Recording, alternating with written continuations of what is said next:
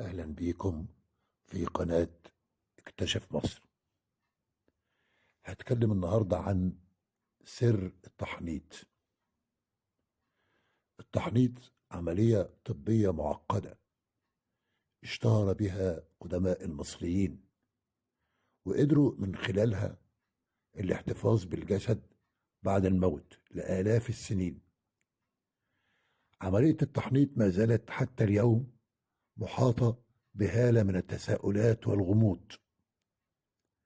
السؤال دلوقتي هو: هل عملية التحنيط تعتبر سر محدش يعرفه إطلاقا؟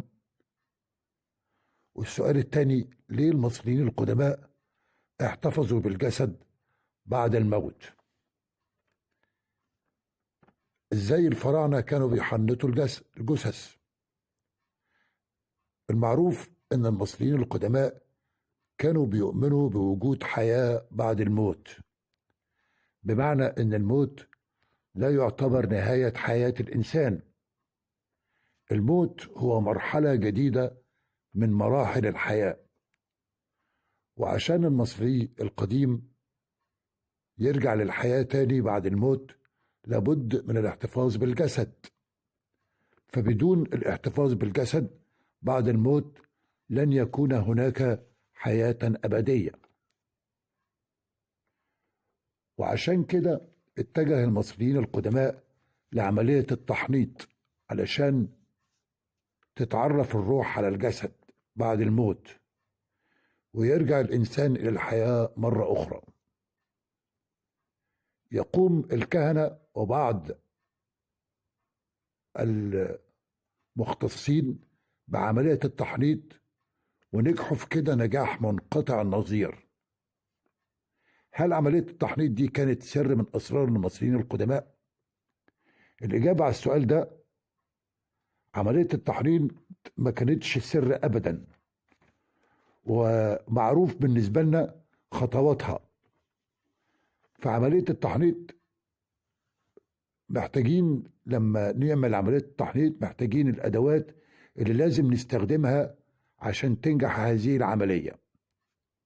محتاجين في عملية التحنيط إيه؟ محتاجين خطاطيف وسكينة حادة ووعاء فيه زيت وشمع عسل وصمغ نباتي وكتان ونشارة خشب وبخور وبعض العطور الطبيعية ونبيذ النخيل ومجموعة من الأعشاب الطبية.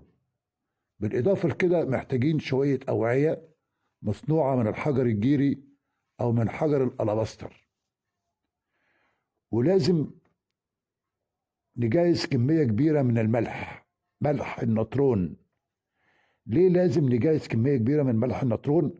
لأن ملح النطرون هو مطهر ومجفف، وهو العنصر الرئيسي اللي بيستخدمه المصريين القدماء في عملية التحنيط. يعني من غير ملح النطرون ما تتمش عملية التحنيط، لأنه بيعتبر المكون الرئيسي في هذه العملية.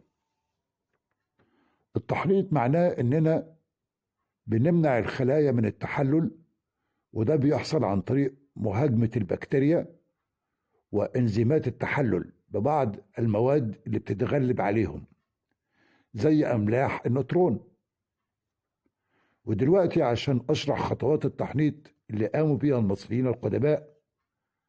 في البداية كان المصريين القدماء بيحطوا الجثة على منضدة أو على ترابيزة طويلة وبيقوموا باستخراج المخ من الجثة. يبقى أول حاجة بيخرجوا المخ من الجثة لأنه بيتحلل بسرعة، فلازم يخرجوه من مكانه من الدماغ. بيخرجوا المخ عن طريق فتحتي الأنف بطريقة الهرس، وبعدين من نفس الفتحتين بتوع الأنف بيحطوا كمية من الصبغ النباتي علشان يمنعوا تحلل الدماغ من الداخل. بعد كده بيخرجوا الأحشاء من داخل البطن، ويتم ذلك عن طريق عمل فتحة طولية في الجانب الأيسر من البطن، ويستخرجوا منها الأحشاء، وخاصة لازم يستخرجوا الأمعاء الدقيقة والأمعاء الغليظة والكبد والمعدة والرئتين، لأن الحاجات دي بتتحلل بعد الموت. ولكن المصريين القدماء سابوا القلب الخاص بالمتوفي مكانه، لأن القلب هو مقر الروح والعاطفة، ومن غير القلب اللي جوه الجسد مش هيرجع الإنسان للحياة مرة أخرى. وهنا بيطرأ سؤال، السؤال هو: هي الحاجات اللي بيستخرجوها من البطن بيرموها بعيد عن الجثة؟ يعني هم استخرجوا دلوقتي الأحشاء، هل بيرموها بعد كده يعني؟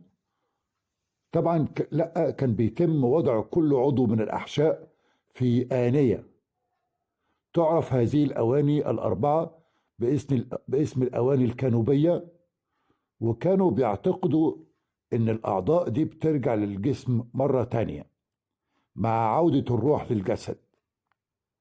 بعد إزالة الأحشاء من البطن وحفظها في الأواني الكانوبية، بينظفوا التجويف الداخلي للجسم وبيغسلوه كويس قوي.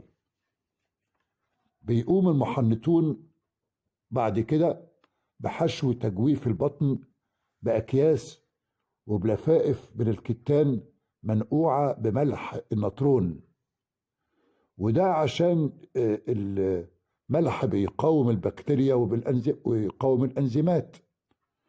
وبيقوموا بنقع الجثة بالكامل في ملح النطرون، بمعنى انهم بيعملوا زي حمام من الملح للجسم كله من الخارج، وبيسيبوا الملح على الجثة لمدة 40 يوم. بعد المدة دي بيشيلوا ملح النطرون من على جسم المتوفي. طبعا المقصود هنا بوضع ملح النطرون كل المدة دي علشان يحصل تجفيف للجسم، يعني ما بيكونوش ما يكونش موجود في الجسد سوائل، هما الهدف ان هما يجففوا الجسد، وما يكونش فيه لا بكتيريا ولا انزيمات هاضمة. بعد كل ده بيصب المحنطون كمية كبيرة من صمغ الأشجار على جسم المتوفي، ويضيفوا مزيج من الشمع والزيوت، وبيتم تدليكهم على الجثة. يعني بيدلكوا الجثة، أيوة بيدلكوا الجثة على هيئة مساج. ليه بقى بيعملوا كده؟ ليه بيدلكوا الجثة؟ علشان ريحة الجسم بتكون بعد ما بيدلكوها بالعطور، بتكون الجسد أو الجسم أو الجثة بتكون في حالة كويسة وريحتها كويسة. بعد كل ده بيتم لف الجثة بمجموعة كبيرة من الكتان، يعني لازم يلفوا الجسد بتاع المتوفي بمجموعة من الكتان تكون كبيرة، وبيحط الموميا في التابوت الخاص بيها.